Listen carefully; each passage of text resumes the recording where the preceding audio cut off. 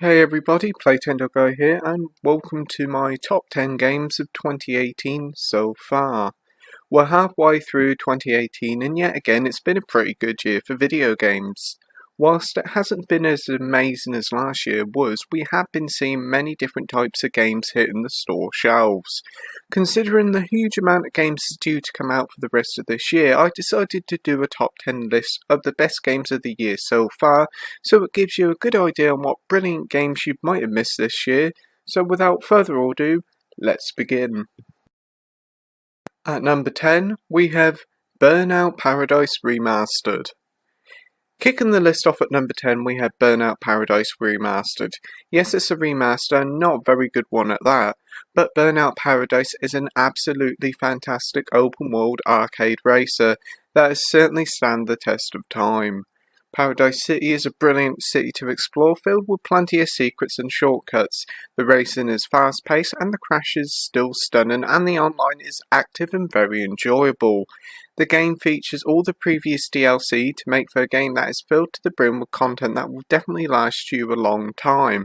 You probably wonder why I put this game on the list. It's because it's an open world arcade racer and they've been in short supply recently, and it's so good to play a really good one. At number 9, we have Sushi Striker The Way of Sushido. A bit of a hidden gem is this one. Launching at the start of June, this is a fantastic action puzzler set in the world where sushi is banned, and is certainly not to be missed. Bizarre premise aside, Sushi Striker is a bold and brilliant game that takes the tried and tested match 3 gameplay we're all used to and spruces it up with a nice sushi twist.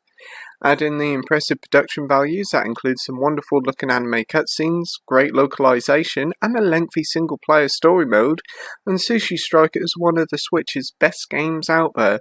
Just a shame not many people have played it. Make it right and give this one a go. At number 8, we have Far Cry 5. Whilst Far Cry 5 may feel incredibly similar to previous entries, it's certainly the most refined and most enjoyable one to date. Its story about a creepy religious cult may go on the back burner a bit, but the colourful characters of Hope County more than make up for the story's shortcomings. Far Cry 5 open world of Montana in rural America is a beautiful, huge, and filled with many fun things to do, and its non-linear structure is a real winner as it lets you play your way. Yes, it may be samey and the inevitable Far Cry 6 will have to change the formula a lot more than 5 has, but as it is, Far Cry 5 is a lot of pure dumb fun and undoubtedly the series' best entry to date. At number 7 we have Ni no Kuni 2 Revenant Kingdom. Level 5 is back with a sequel to the beautiful Ni no Kuni, with Revenant Kingdom, and this game is equally delightful as the original. Gone is the original's turn-based combat system, and instead the game is much more action-focused, and it does make for a rather fun battles thanks to the sharp controls. The game also features some light strategy elements that does spice up the gameplay a bit. The beautiful graphical, cel-shaded art style returns, and it's as charming as ever. There's an argument to be had that the game is a tad too easy, but it helps make this game more accessible to newcomers.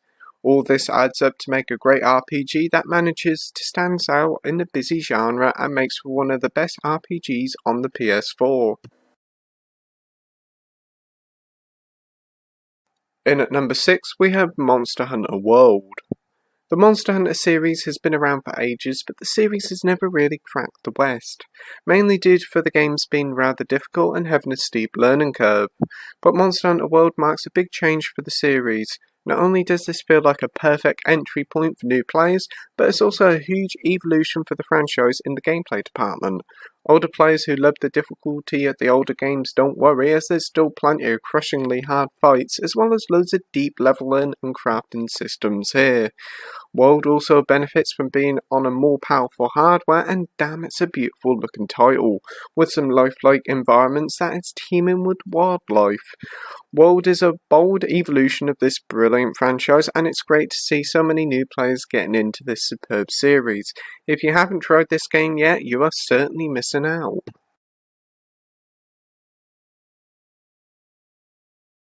In at number 5 we have Dragon Ball FighterZ.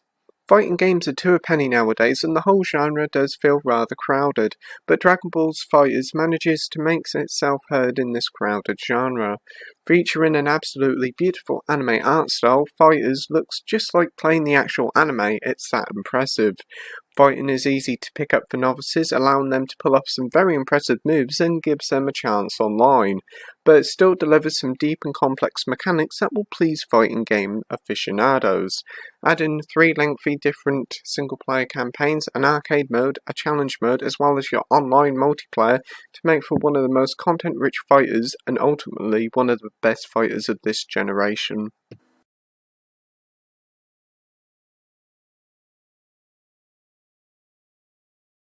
In at number 4 we have Detroit Become Human.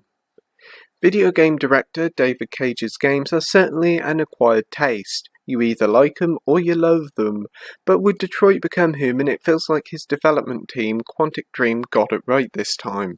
Focusing on the common sci-fi fiction of android robots developing feelings and rising up from the humans to try and gain equal rights. And while Detroit never really treads new ground with its 10+ hour story, it does deliver a thrilling and very enjoyable ride. You play as 3 different protagonists, each with their own goals. You have housemaid Kara, who develops motherly feelings towards the kid, and you have to keep the kid safe till you'll find a place to live. Marcus, who's left on the scrap heap, quite literally, only to join a group of androids that spark a revolution in Detroit. To my favourite, Connor, who's a detective android that's fighting between completing his mission and doing what's right. Connor's sections play out like a futuristic LA noir, which is no bad thing, but the big main selling point of Detroit is the many different endings and outcomes there are to each story chapter. No 2 playthroughs are the same, so it turns a 10+ hour game into one that could last 30 or 40 if you let it.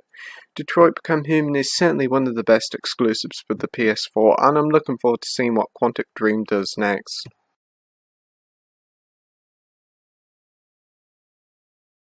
In at number 3 we have Shadow of the Colossus. A game that will feature on many people's top games of all time. Shadow of the Colossus is a highly regarded title that is certainly a masterpiece, but the original version suffered from many technical issues. But these issues have all been blown away with this amazing remake for PS4. Built from the ground up for Sony's current gen console with astounding graphics that blow the previous versions out of the water, and a rock solid frame rate that can be either locked at 30 or 60 FPS.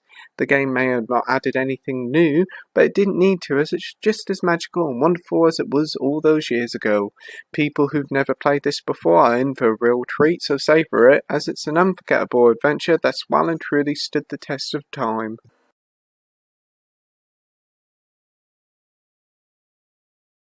Just missing out on the top spot at number 2 is Yakuza 6, The Song of Life. After last year's release of Yakuza 6, the series finally gained a footing in the West, and it finally is getting the success this brilliant series deserves. And with Yakuza 6, The Song of Life, we see the most refined and most beautiful looking entry to date. The Song of Life marks the last adventure for series protagonist Kazuma Kiryu, and the story here is top notch with plenty of jaw-dropping revelations, heartwarming moments, and over-the-top violence. The game's combat isn't as strong as Zero due to the lack of different fighting styles, but that being said, the fighting is as fun as ever with some absolutely brutal takedowns. The game is also jam-packed with plenty of minigames and activities to do, as well as over 50 side stories that show the funny side and human side of the game's brilliant 2 areas of Kamurocho and Onomichi. All in all, this makes for an absolutely fitting end to one of gaming's greatest protagonists, and well deserves its place on the list. And finally, at number 1, we have God of War. Kratos' return to gaming had to be at number 1. It just had to, as it's a truly brilliant reinvention of a beloved franchise. Its focus on delivering a strong story is certainly welcomed, as well as its fleshed out characters. Heck, they've even made Kratos a really likeable character this time, by adding depth to him we never thought he had. Combat has also been changed. gone as the Devil May Cry, Bayonetta, over-the-top action that had all been about combos. Instead, we have a more slower, more thought-out combat system similar to the Dark Souls games, if you will. But don't let the change in gameplay fool you. The game is still very intense, and at times it can get really rather difficult. God of War is truly the game the industry really needs right now. With all the talk of always online games, multiplayer focused games, season passes and microtransactions, God of War shows you don't need those things for a game to be a success, and I'm very grateful for Sony and Santa Monica Studios for making this game possible. And with that, the list is over, but remember there's hordes of interesting games still to come for the rest of the year. Examples like Super Smash Ultimate, Spider-Man, Red Dead Redemption 2, Hitman 2, Dragon Quest XI, the list goes on. There's still plenty to come, and this list will certainly change a lot by the time the end of the year comes around. Anyway, thank you for watching my top 10 video, like, rate and subscribe, and why don't you tell me your favourite games of the year so far, and what games you're most looking forward to in the comments section below. Until next time, happy gaming. Bye!